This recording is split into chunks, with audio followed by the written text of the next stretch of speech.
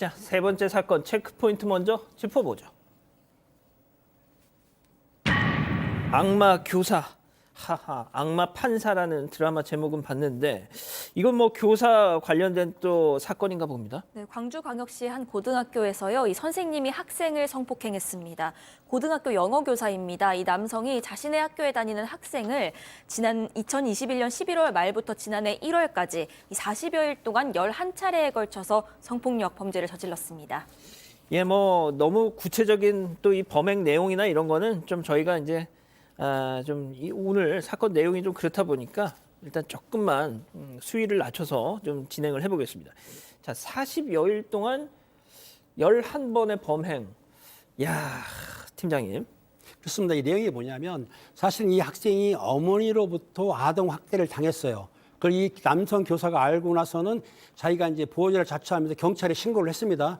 경찰에 신고하기 때문에 아동 학대를 보호해야 되는데 경찰 신고한 뒤에 학생이 이제 갈 때가 집으로 못 가지 않습니까? 어머니가 그랬으니까. 그러는데 이 남 선생이 뭐라고 했냐면 학교에 관사가 있으니까 관사에 거주하자 그래가지고 일단 좋은 마음이겠지만 관사에 거주하게 됩니다. 그런데 이 보호자로 본인이 했다고 그러면 보호자 역할을 다 했어야 되는데 이 학생 선생님이 학생에게 그 학생은 이제 선생한테 의지할 거 아니에요. 상담도 하고 하는데 오히려 상담 받아주고 보호해야 될 사람이 정말 이해 안 가는 비상식적인 요구뿐만 아니라 불건전한 행동을 하기 시작한 겁니다. 예, 승현님, 뭐 계속해서 설명해 주시죠. 사실 뭐 보호자 역할을 아까 우리 저 앞에 저 CG에도 나왔지만 제일 처음에는 내가 너를 보호해 줄게 여기서 거치면 되는데 그 다음 단계로 한 단계 더 넘어갑니다. 나와 같이 함께 지내자 이렇게 나오면서 이것도 직접 제가 참 말하는 게 굉장히 좀 죄송스러운데 이 교사가 아이에게 뭐라고 말하는가 하면 다른 곳에서 이러한 어떤 부적절한 행위 즉 성경험을 하는 것보다 집에서 안전하게 하면 좋겠다라고 했다라고 합니다. 이게 말이 되는 소린가요? 뭐 하는 놈이에요, 도대체 이게? 이건 진짜 예, 저는 이해 안 되는 정말 이런 말을 했다면 정말 이해 안 되는 상황입니다. 박 변호사님. 네. 아이가 이제 집안에서 학대를 당했어요. 그러면 쉼터를 보내야죠. 그렇죠. 그걸 왜 지 관사로 아무튼 말이 안 되죠. 예. 저희가 이걸 사건 반장에서 지금 다루는 걸 보면 뭐가 됐든 그 학생은 벗어나긴 했던 모양이에요. 네. 근데 한참 동안 사실은 얘기를 못 했어요. 자신의 SNS를 통해서 학교에 다니지 않는 다른 친구한테 괴로움을 토로를 했다고 하는데 겨울 방학 때도 계속 이렇게 말도 안 되게 계속 반복을 하니까 결국은 학교에 얘기를 했고요. 학교가 이걸 알게 된 이후로는 이 교사 지금 경찰에 신고를 하고 퇴직 조치까지 내렸습니다. 자, 뭐 하는 이 짓을 봐서 처음부터 아유 죄송합니다 하진 않았을 것 같아요. 네, 법정에서 자신의 혐의를 부인을 했습니다. 이 법정에서 이 교사는요, 자신이 심각한 탈장이 있는데 이것 때문에 성관계 자체가 불가능하다 이런 주장을 합니다.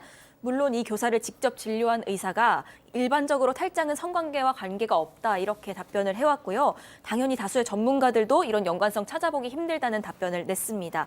하지만 여기에 그치지 않고 학생의 진술에 신빙성이 없다, 또 자신이 결혼한다는 것에 대해서 불만을 품고 학생이 거짓말을 한 거다 이런 주장들을 이어갔습니다. 아, 진짜 이런 얘기를 그냥 듣고만 있어야 됩니까, 박 변호사님?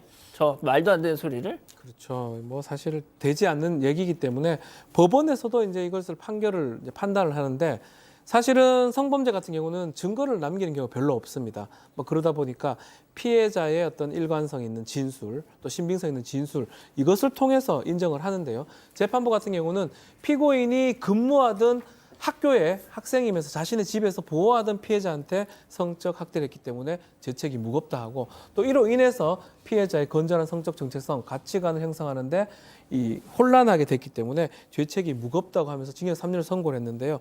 이런 걸 본 몇 거죠. 년이요? 징역 3년입니다. 좀 적을 수 있는데 일단은 뭐 탈장이라든지 이런 성관계 할 수 없다라든지 이런 내용들 다 인정하지 않았고요. 더더군다나 이 학생이 거짓말하거나 뭐 위증하거나 무고할 가능성이 그런 특별한 이유나 동기가 없다. 이 학생의 얘기가 맞다라고 법원은 판단을 했고요. 징역 3년 외에도 이 아동 또 장애인 관련 기관에 취업 제한 3년까지 명령을 내렸습니다. 지금 우리 가족 여러분들이 우리 박 변호사님이 3년 딱 하는 순간 다른 거 다 그냥 딱 그것만 지금 뭐 지금 그러고 계세요, 승현님. 네. 네? 모르겠습니다. 뭐 법원의 판단을 저희들이 뭐라고 말할 수는 없지만 판사의 비난은 자제해야 되지만 판결의 비판은 저는 굉장히 신랄하게 해야 된다라고 생각합니다. 지금 나와 있는 횟수가 아까 저희들이 굉장히 톤다운을 해서 그냥 11번이라는 숫자만 말을 했는데 시청자 여러분 숫자 11번 생각해 보십시오. 그 피해자의 미래는 얼마만큼 많이 지워졌겠습니까? 40일 동안 했답니다. 근데 법원이 3년을 선고했다. 사실 이게 성폭력 처리 특례법 위반이 될 수 있는 것이고 옛날에 제가 이 법을 만들 때 이런 이야기를 한번 했습니다. 교사는 학생을 보호하는 사람이지 그 보호를 전제로 학생과 부적절한 관계를 맺는 게 아니다. 그래서 그 미성년자 의제 강간 나이를 적어도 성인 남성과 그 고등학교, 중학교 3학년 정도까지 성행위를 했을 때 거의 완벽하게 동의를 했다 할지라도 처벌하는 규정을 만들었는데요. 모르겠습니다. 지금 피해자 나이가 얼마인지 그냥 법원 안에서 어떤 내용이 있었는지 모르지만 그냥 제가 갖고 있는 일반적인 법 감정 3년이라는 거는 11번의 성폭행에 비해서는 너무나 턱없이 낮는 형량이 아닌가 그렇게 생각합니다. 저는 진짜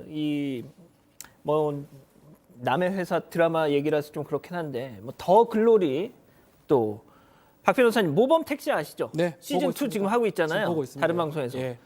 이게 이제 대부분 이 관통하는 게 있습니다. 이 사적 복수. 네. 복수잖아요. 네. 이거에 열광하는 이유가 아니 결국 이렇게 재판부에 이렇게 맡겨 놓으면 그렇죠.